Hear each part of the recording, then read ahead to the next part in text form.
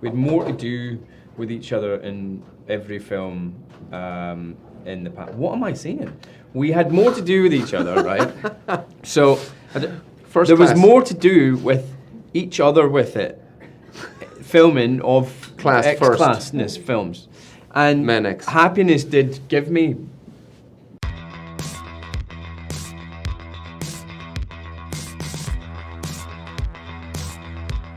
In First Class, we get to see Eric basically hunting down Nazis.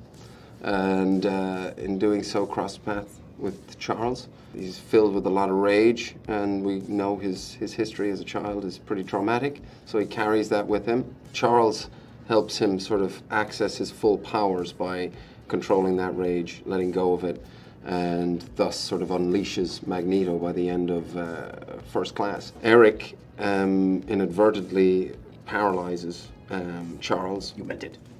No, I didn't. I didn't mean it. And so, creates Professor X. In the second film, we get to see Eric as a prisoner and a terrorist. In the third film, we get to see him as a family man and is just trying to lead a normal life that gets destroyed by humans again. And then in this film, he's kind of, I guess, the most content we've seen him outside of his family life. He's pretty much a loner.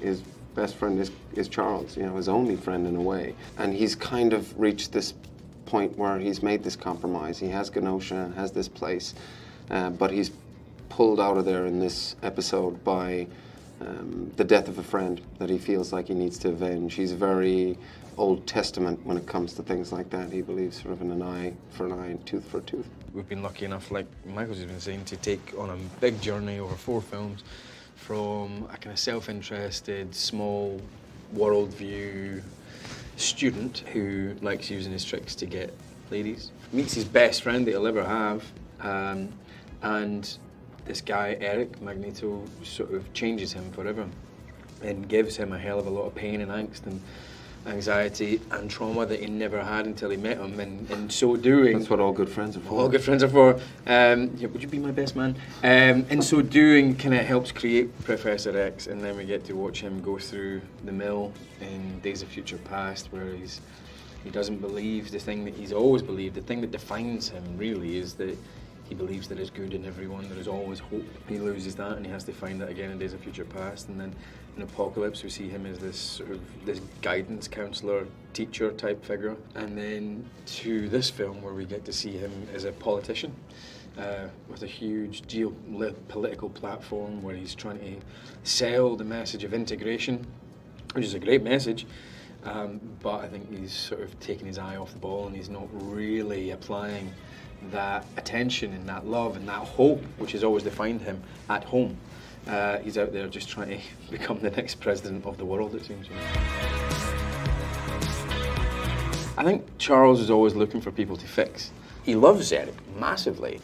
One of the things that appeals to them in the relationship is that he was able to help you. He was able to sort of like give you something, and as much as that's generous and nice, it still lets Charles be in a position in his mind which is sort of in charge or have some kind of moral authority even. But it's not until the last movie where I think Charles realizes that it's been such a fantasy all his life that he had any kind of moral authority just because he was able to help anybody. And we find these two at the end of this film in a very different, switched up relationship, isn't it? Where I think if we ever went forward, it would be Eric helping Charles more than anything else. I think what drew me to this saga originally was the fact that, it was born out of the civil rights era.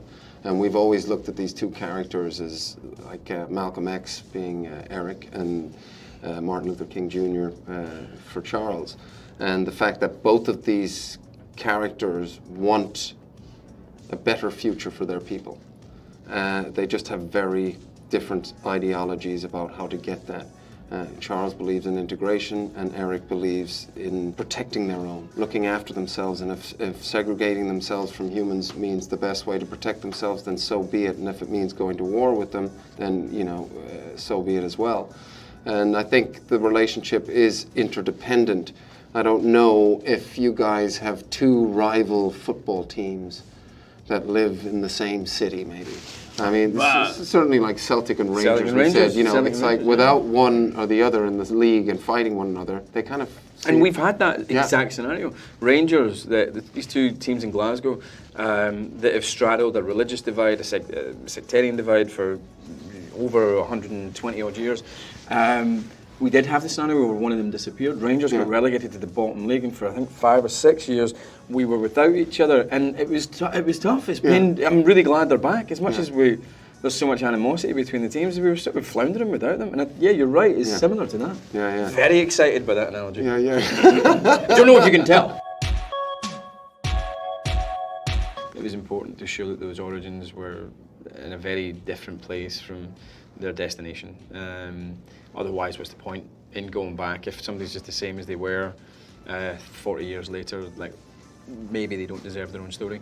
So it was important to take the elements that Patrick portrayed so brilliantly, like his selflessness, his empathy, his sort of zen-like quality, and then do the opposite of all those things. Make him a little bit selfish, make him a little bit flippant, make him vain, make him boisterous, make him all these things.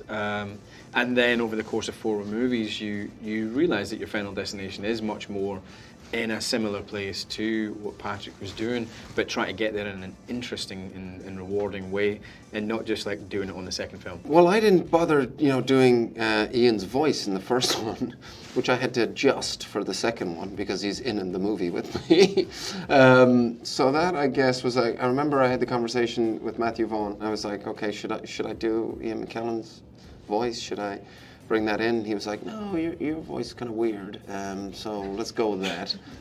And I thought, okay, is that a compliment? I liked what you brought to it, because it was quite like a kind of Irish sort of version of something like Sean Connery with Bond, and you were quite the sort of international man of mystery, the international spy kind of figure in First Class. I was sad to see it go in the second one. Yeah, me too. I tried to get Ian to do my voice. He was like, fuck off. Not going to happen. We saved my life, so thank you for that. It's cool. I mean, I don't like to mention it all the time. But, that is a nice moment where I don't know exactly what you said, but you do say something along the lines of like, I thought I was alone. I thought I was the only one. And I say something like, you'll never be alone again, or just, I love you, or something like that. I thought I was alone. You're not alone. But that was a really beautiful moment. There was a lot of moments in First Class which were like the height, the peak of sort of buddiness. Yeah. Like when you move the radio antenna, it was a pretty euphoric moment, I seem to remember. Yeah. I believe that true focus lies somewhere between rage and serenity. The darkest moment? I suppose you broke me out of prison and then I just sort of let loose. Yeah, Dogs of you war. destroy. I think you try to destroy the White House with The a world. football stadium. Yeah. Yeah. Was that dark though, or just like? Oh Or my just God, over I the can't- top. Yeah. Was that dark or just a bit much? Yeah. I'd say like the most weirdly mundane and yet most upsetting moment for Charles is in this film where he goes, oh, shut up, there's always a speech. And it's just and you're like, oh, that's like you've hurt me the way that only your wife or your husband. But I had can hurt something you. Like, prepared. I know, It's I had like- a really good thing, and you're like, yeah, no, it's the same thing you've been saying for 10 years, man, shut it. You're like, yeah, right. That was strangely actually the most cutting moment I think for Charles. I can't let you go in there. You're always sorry, Charles, and there's always a speech. But nobody cares anymore. Do you know what? We had more to do together in First Class and Days of Future Past. Less so in Days of Future Past, but in the next movie there was less to do. In Apocalypse there was less to do, until finally was we nothing. found ourselves in this movie saying like 3 words to each other. Yeah. So that's how it's changed massively. We don't get to do it. I think it's a great travesty and one of the great missed opportunities of this incarnation of the X-Men saga. Agreed. We do get to play a game of chess in this. We do. Kind of we come full circle. And have a wee espresso. Yeah, yeah. Paris. We'll always have Paris. One was of Paris, darling. You have the first move.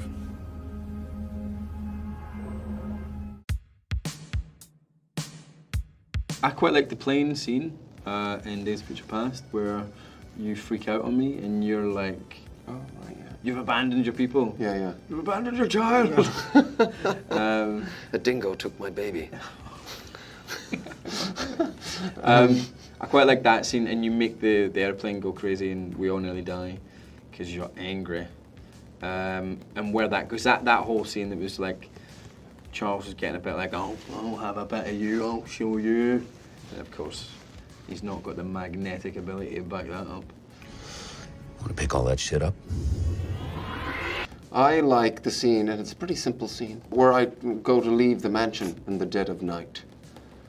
Oh, stop in me. First Class? Yeah, That which was a we good had. scene. We were rewriting that scene quite a bit, weren't We we? rewrote a lot of First Class. Well, no. I mean, Jane did a fantastic job. She did do a lot of fantastic job, but there was a lot of input, I'd say. Yeah.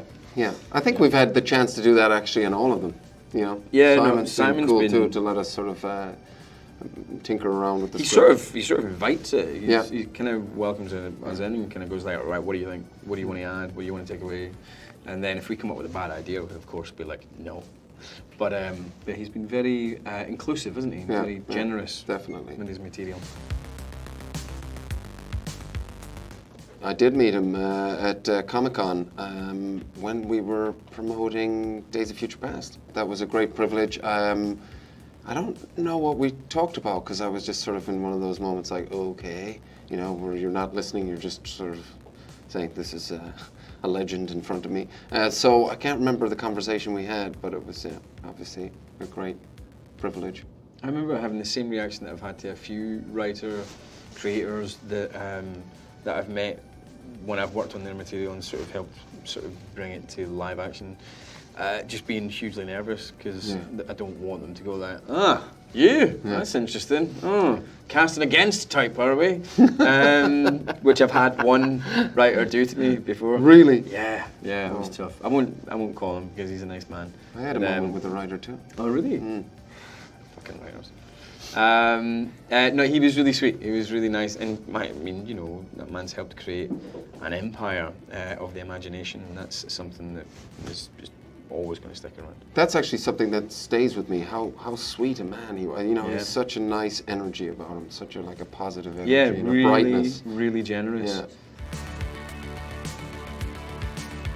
There's a great line in Braveheart from the late actor, great actor Ian Bannon, who said to Robert the Bruce when he's trying to caution him and say, don't go off and fight with William Wallace, right? Even though it's the right thing to do, don't go and do it. He says it's really easy to like him, isn't it?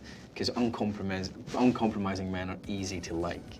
And it's true, like, Eric's so uncompromising, it's like you're drawn to him. But also, he's always right as well. Humanity are going to stab us in the back, he says, and often. And they do. They always do. So I think I would go with Eric. God, it's. I think I'm going to go with Charles just because I think in order to move forward, you have to integrate, and that's just that because of that alone, I would have to stick with his ideology.